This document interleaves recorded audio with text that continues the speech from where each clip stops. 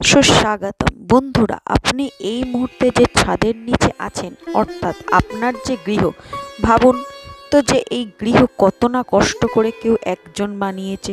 হয় আপনার বাবা বা তার পিতামহ বা আপনি, অথবা হয়তো আপনি হাজার হাজার টাকা খরচ করে যে বাড়িতে ভাড়া আছেন।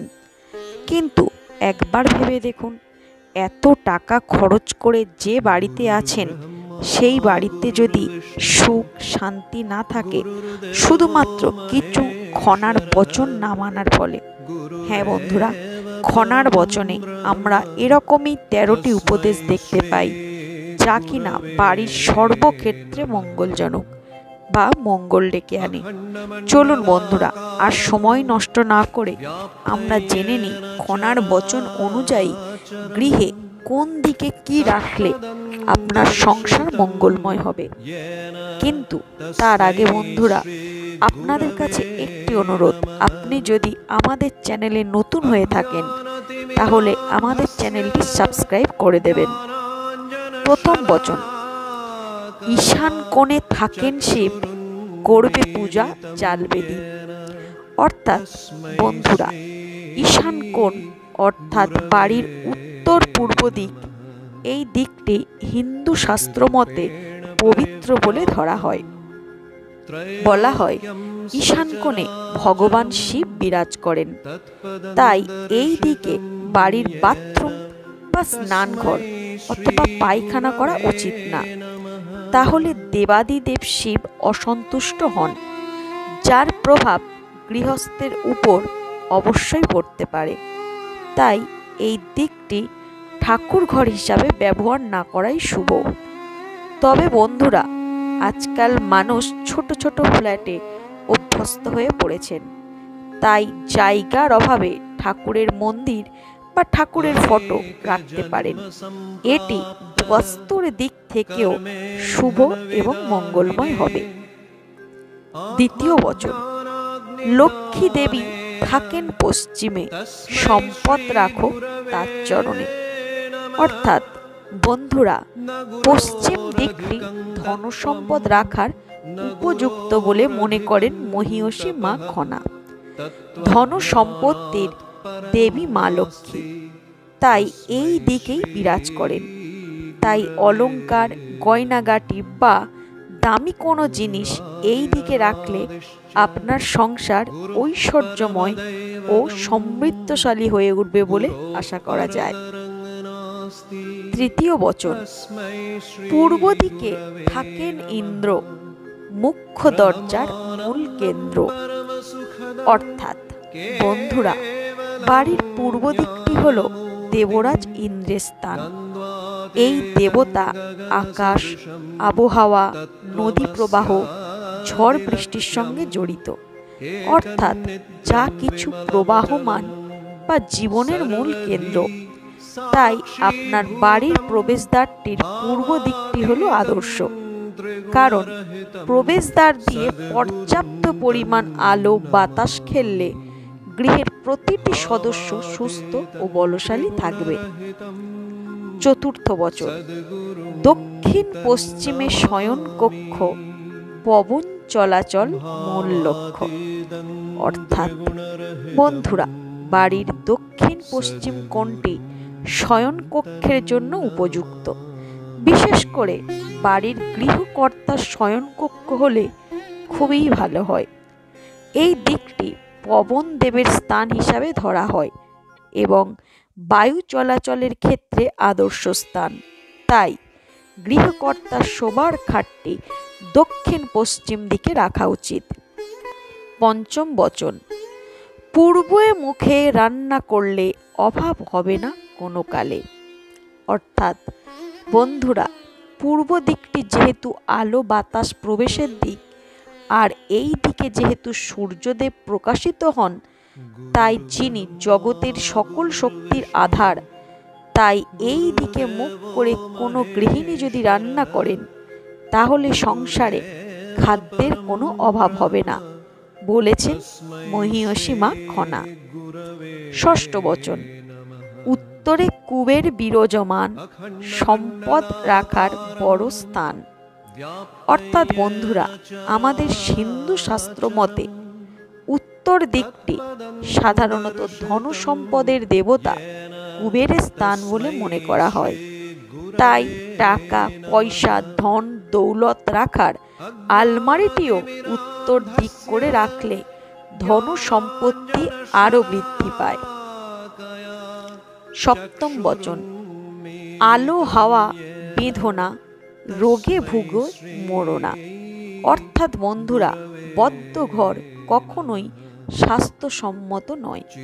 কারণ ঘরে যদি পর্যাপ্ত পরিমাণে আলো হাওয়া না ঢোকে, তাহলে আলো হাওয়ার অভাবে জীবাণু ব্যাকটেরিয়া সংক্রমণ হবে।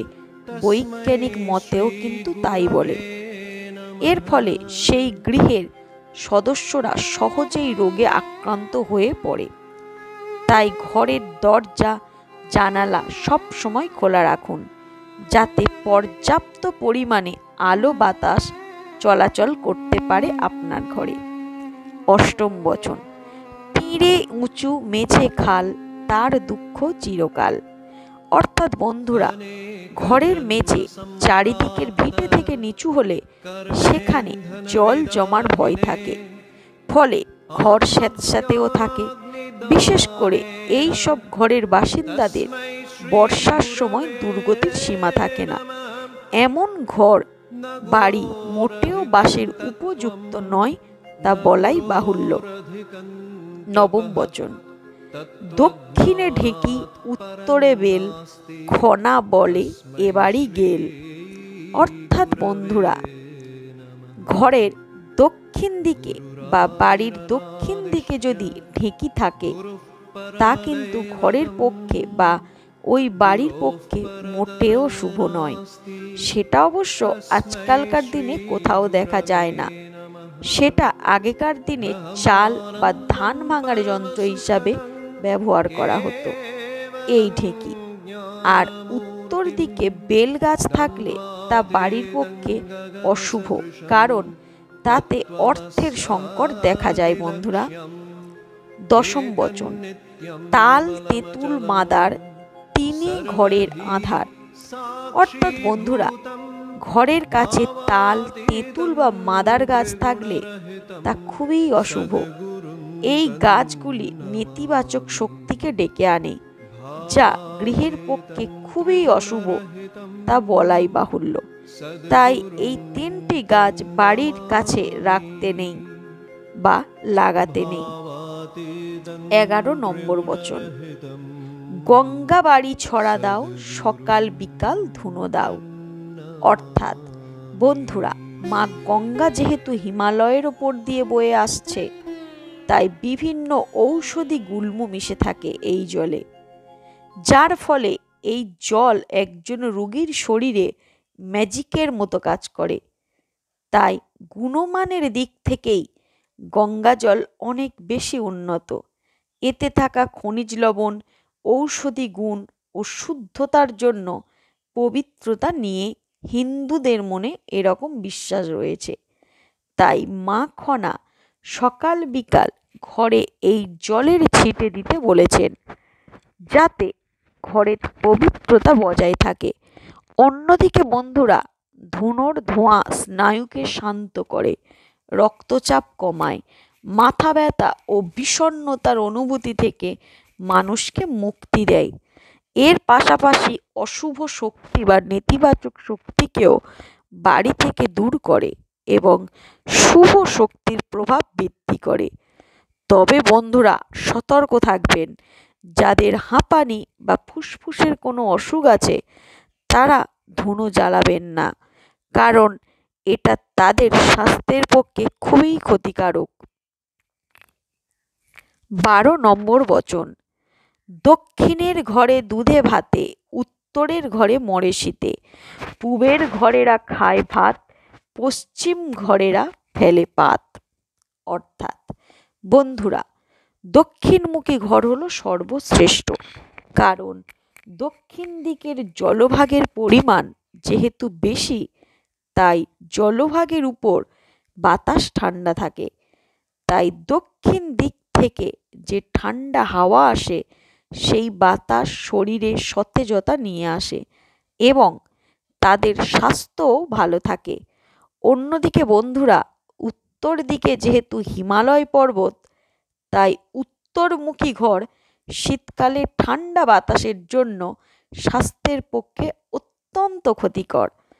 পূর্ব দিকের ঘরে আলো বাতাস পাওয়া গেলেও পর্যাপ্ত পরিমাণে বাতাস কিন্তু ঢোকে না।